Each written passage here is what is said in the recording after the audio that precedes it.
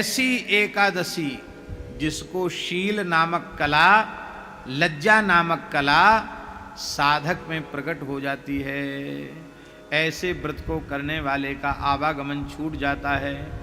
अब द्वादशी को पारण होता है एकादशी का। द्वादशी को दान जरूर करना चाहिए। बिना दान के एकादशी व्रत का पूरा फल नहीं मिलता।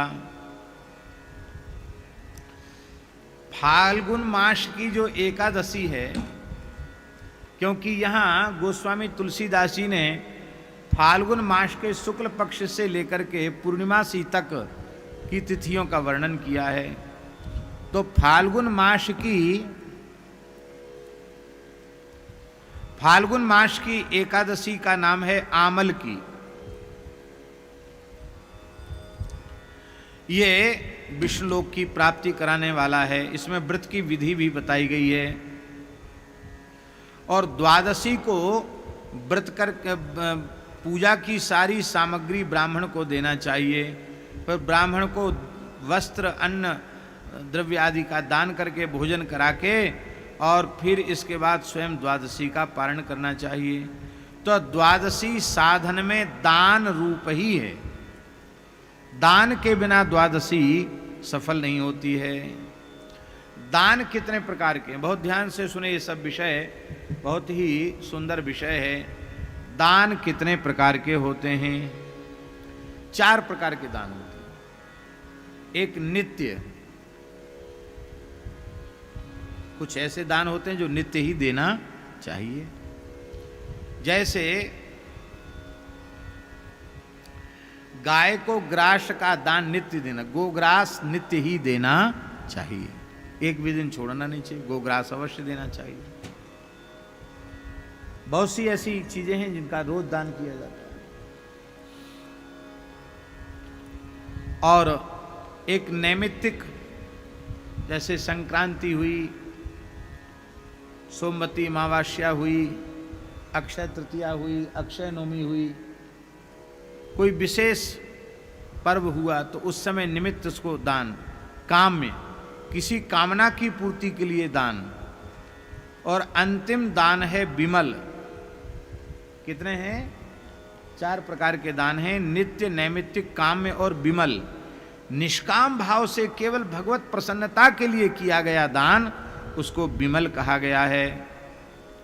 नित्यम नैमित्तिकम काम्यम त्रिविधम दानमुच्यते चतुर्थम विमलम प्रोक्तम सर्वदानोत्तमोत्तमम। विमल जो दान है वो संपूर्ण दानों में सबसे उत्तम दान है।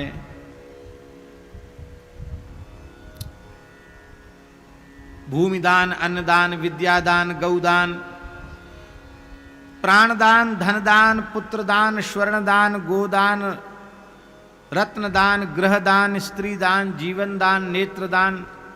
कितने प्रकार के दान हैं महाराज, कोई गणना नहीं है दानों की। बहुत 10 प्रकार के महादान तो कहे जाते हैं। अवान्तर भेद करने से बहुत से दान हो जाते हैं। और महाराज जी गोस्वामी जी ने तो यहाँ तक कह दिया, प्रगट 4 पद धर्म के कलिमह एक प्रधान, जेन केन विधि दीने दान करे कल्याण। तपः कृते प्रशंसन्ति, पद्म पुराण का श्लोक। त्रेतायाम ज्ञान कर्म च द्वापरे यज्ञ में बाहुर्दान में कम कलौ युगे। कलयुग में केवल दान। गोस्वामी जी कोई बात ऐसे नहीं बोलते हैं अप्रमाणिक। कलयुग में दान की महिमा है। इनमें विमल दान क्या है? सबसे श्रेष्ठ दान क्या है? सबसे बड़ा दान है संपूर्ण प्राणियों को अभय दान दे देना, अपने आप से सबको निर्भय कर देना। अभय दान से बड़ा कोई दान नहीं है। अर्थात मन से, कर्म से, वचन से अहिंसा व्रत का पालन करना। मन, वाणी, क्रिया से किसी को भी पीड़ा न पहुंच जाए। दया, क्षमा, संपूर्ण प्राणियों में अपने ही आत्मा को देखना, ये सब अभयदान जो अभयदान जिन्होंने दे दिया है उनमें ये लक्षण अपने आप आ जाते हैं। इससे बढ़कर के कोई दान नहीं है। सर्वेषामेव दानानाम इदमेवैकुमोत्तमोत्तमम् अभयम सर्वभूतानां नास्ति दानमतः परम। प्राणी मात्र को अभय देने से बड़ा कोई दान नहीं है। पद्म पुराण में पुलस्त्य जी महाराज जी बात कहते हैं, नास्त्य हिंसा समम दानम। अहिंसा से बड़ा कोई दान नहीं। अहिंसक सबको अभय दान दे देता है, हैं? और नास्ति धर्मो दया परः। महाराज जी महाभारत में लिखा है, अहिंसा सर्वभूतानाम यथा माता तथा पिता।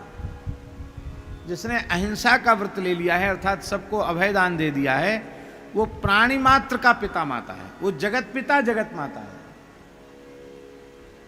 इसका अर्थ है वो भगवत तुल्य है जिसने सबको अभय दान दिया।